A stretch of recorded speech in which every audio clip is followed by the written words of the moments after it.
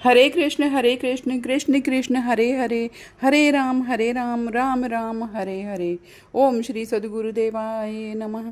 ओम श्री गणेशाय नमः।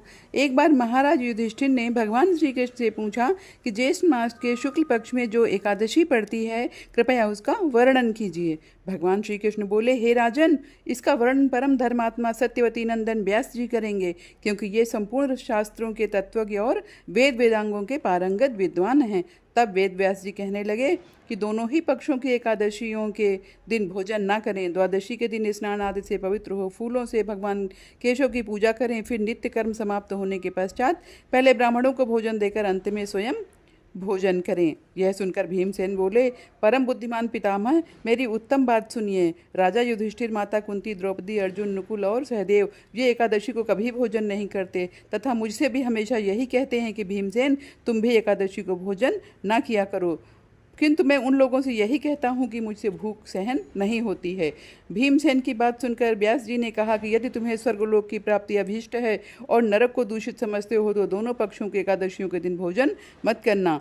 भीमसेन बोले, महाबुद्धिमान पितामह, मैं आपके सामने सच्ची बात कहता हूँ, एक बार भोजन करके भी मुझे से व्रत नहीं किया जा सकता, फिर उपवास करके तो मैं यह व्रत कैसे कर सकता हूँ। मेरे उदर में व्रत नामक अग्नि सदा प्रज्वलित रहती है, अतः जब मैं बहुत अधिक खाता हूँ तभी यह शांत होती है। इसलिए हे महामुने, मैं वर्ष भर में केवल एक ही उपवास कर सकता हूँ, जिससे स्वर्ग की प्राप्ति सुलभ हो तथा जिसके करने से मैं कल्याण का भागी हो सकूँ। ऐसा कोई एक व्रत निश्चय करके बताइए, मैं उसका यथोचित रूप से पालन करूँगा। व्यास जी ने कहा, हे भीम, ज्येष्ठ मास के सूर्य वृष राशि में हो या मिथुन राशि पर शुक्ल पक्ष में जो एकादशी हो, उसका यत्न पूर्वक निर्जल व्रत करो। केवल कुल्ला या आचमन करने के लिए मुख में जल डाल सकते हो, उसको छोड़कर किसी प्रकार का जल विद्वान पुरुष के मुख में नहीं जाना चाहिए, अन्यथा व्रत भंग हो जाता है। एकादशी को सूर्योदय से लेकर दूसरे दिन सूर्योदय तक मनुष्य जल का त्याग करे तो यह व्रत पूर्ण होता है।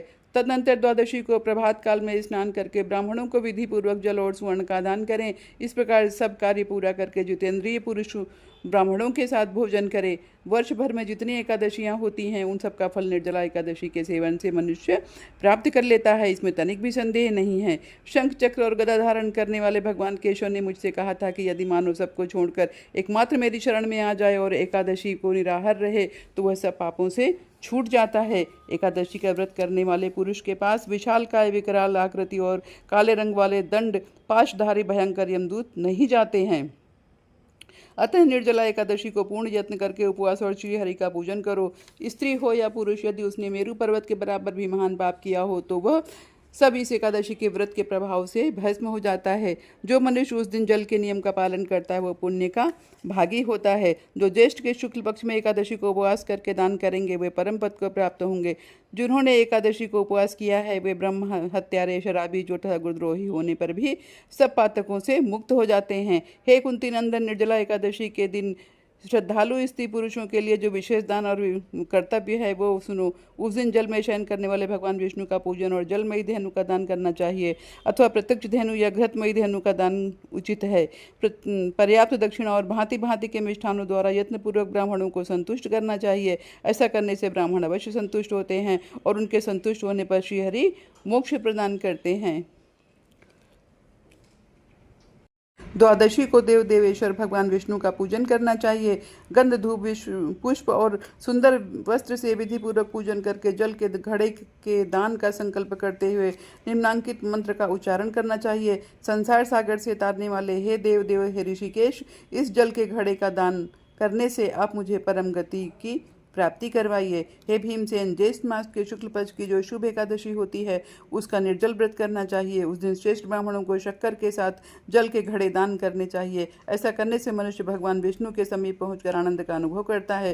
तत्पश्चात द्वादशी को ब्राह्मण भोजन कराने के बाद स्वयं भोजन करें।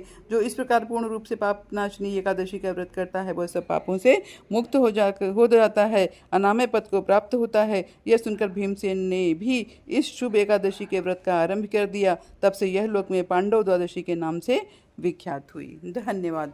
हरे कृष्ण कृष्ण कृष्ण हरे हरे, हरे राम राम राम हरे हरे। धन्यवाद।